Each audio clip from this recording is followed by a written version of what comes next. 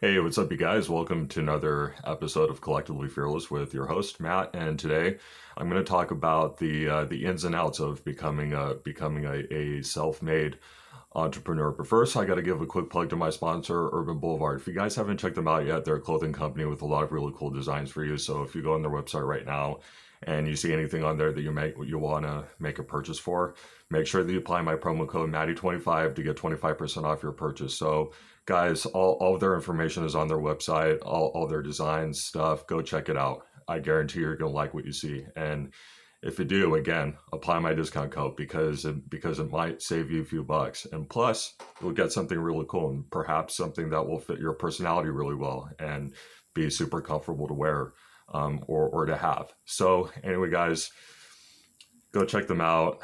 I guarantee you won't regret it. Now let's go ahead and get into today's episode. So today I'm doing an episode very similar to the one that I did not too long ago called entrepreneurs versus entrepreneurs, and I kind of went over like the pros and cons to both. But first, I'm gonna dive in a little bit deeper to the entrepreneurial side because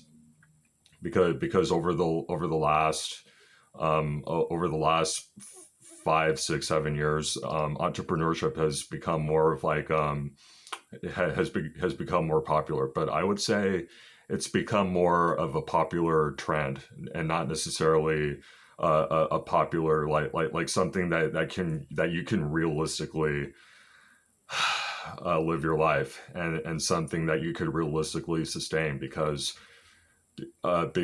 regardless of whoever doesn't want to hear it or doesn't want to hear whoever wants to hear this or doesn't want to hear it, not everybody's made for it. It's not for everybody, trust me.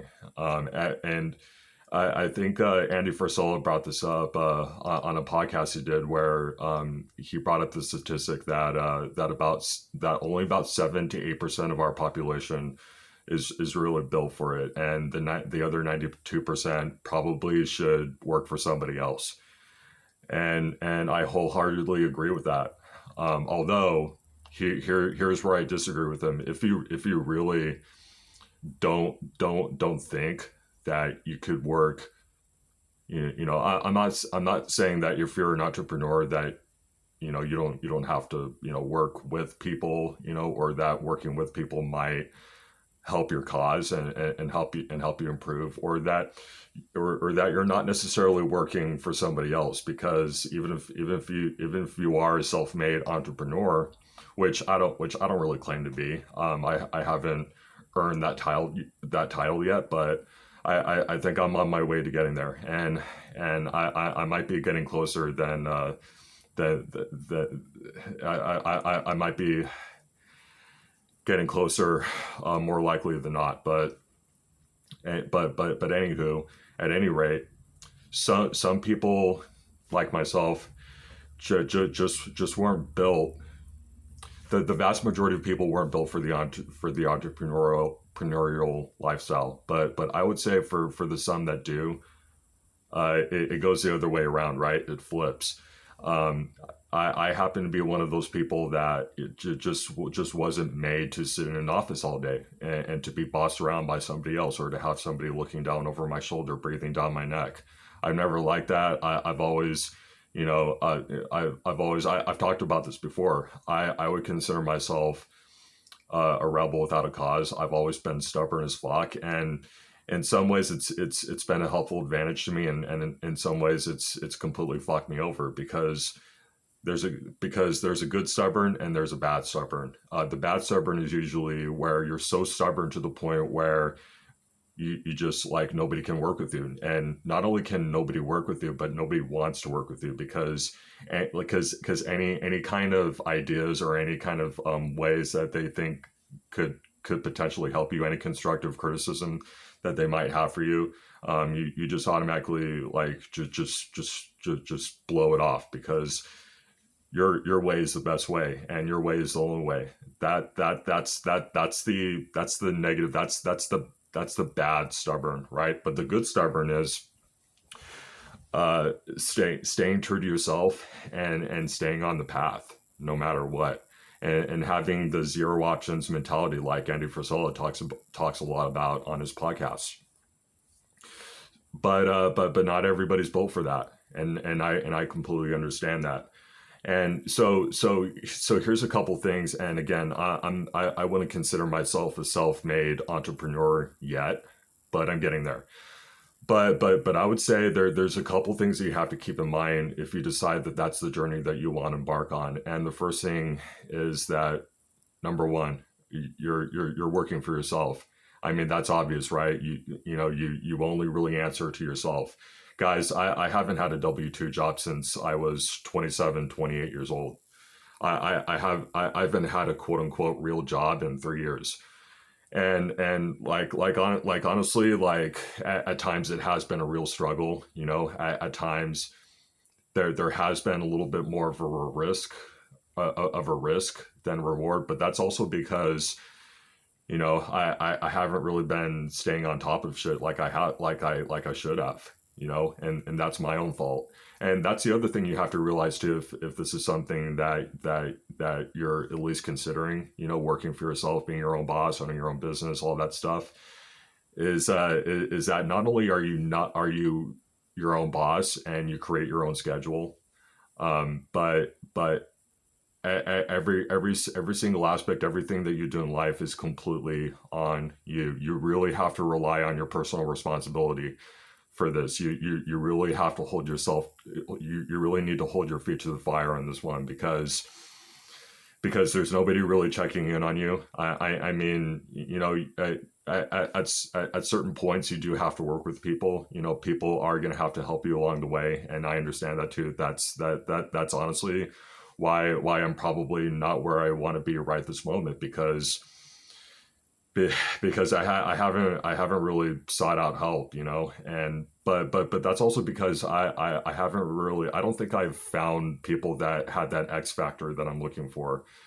And to have that X factor, you really need, even if you haven't completely bought off on my idea at first, you really have to be like-minded like me. You really have to have sort of that zero options mentality and that entrepreneurial spirit like I do, even if you're either working with me or working for me. So that's why I've had a really hard time seeking out help or finding people, because of those reasons that I just listed. But it is really hard. It is really difficult. And if you don't hold yourself accountable, if you don't do everything that you need to do, it's I mean it's how long you get there and how soon you get there is really dependent on how up to date you are, how on top of your shit you are. Because if you're not, it could be a real struggle, and it might not be something that you'll find is very sustainable and a lifestyle that you'll want to live for the rest of your life, if you don't hold a strong sense of personal responsibility and hold yourself accountable. So that's number two, is you have to, everything is completely on you, every decision. I mean, I do believe in God. I do believe that God has most of the control over my life and over everything that goes on in the universe.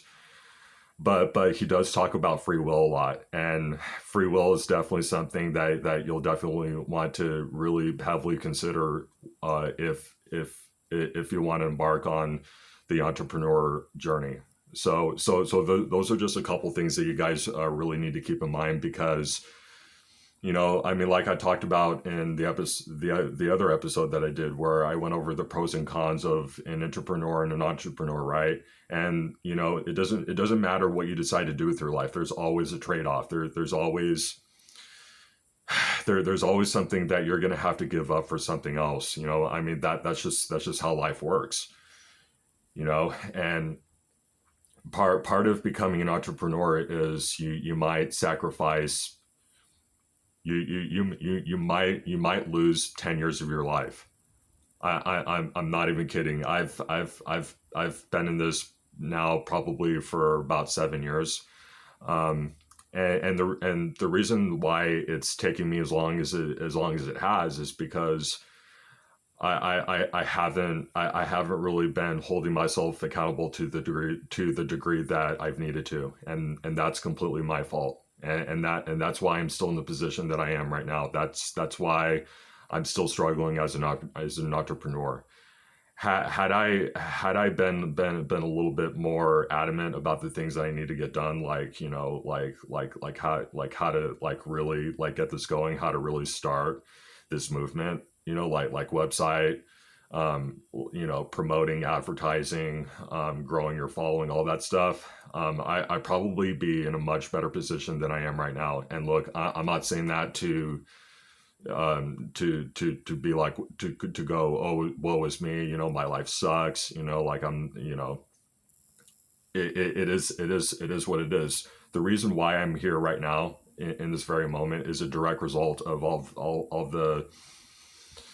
the really bad decisions that I made when I was younger. And so I just, I know it can sometimes be a really hard pill to swallow, but you gotta face the music. You really gotta be honest with yourself, especially if we're gonna embark on being a self-made entrepreneur. So there it is, guys.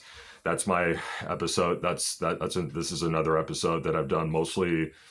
It mostly caters to entrepreneur. I know we didn't really talk about entrepreneurship all that much in this one, but I hope this helped. I hope it helped you guys, and if it did, please share this with your friends and your family. If you think this will help them too, make sure that you subscribe to me on YouTube at Collectively Fearless to get more daily videos like this. Make sure that you follow me on Instagram. It's Matty_Ice. And last but not least, go to my sponsor, check them out, and see if there's anything that you think is really dope, and make sure that you apply my discount code. So anyway, guys, that's all I have for you today. So with all that being said, I hope you guys have a great rest of your day, and I will see you guys again tomorrow for another daily episode.